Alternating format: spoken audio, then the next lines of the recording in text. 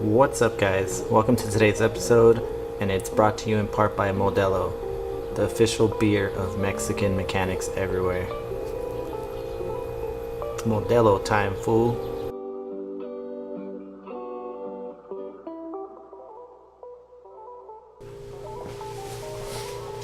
What's up, guys? Welcome back to quick little episode 7.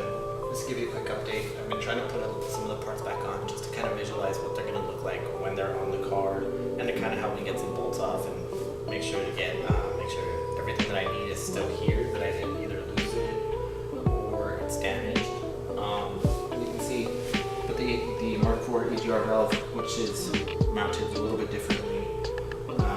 Exhaust manifold from the Mark IV, same with the cover. I have put this valve cover back on.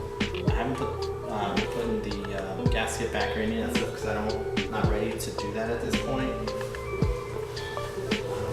Just looking at different parts of it, exactly what I'll need, and start cataloging what I have, what I don't have, and what I'm going to need to upgrade. Already ordered the so-called crack pipe.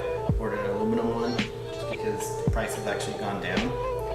Thermostat housing, I'm actually going to stick with the plastic one. You know, it's not the plastic cover that leaks, it's usually the seal, so I'm not going to spend extra money on aluminum housing. That's just for looks. So again, you know, just new hoses, things like that. I could probably use the ones off of the Mark III when I get it, but again, I don't know if they've been replaced or not. If they've been replaced from the donor car, then I'll leave them, but if they're the original ones, you know, I'm going to replace them, but I'll cross that road when I get there.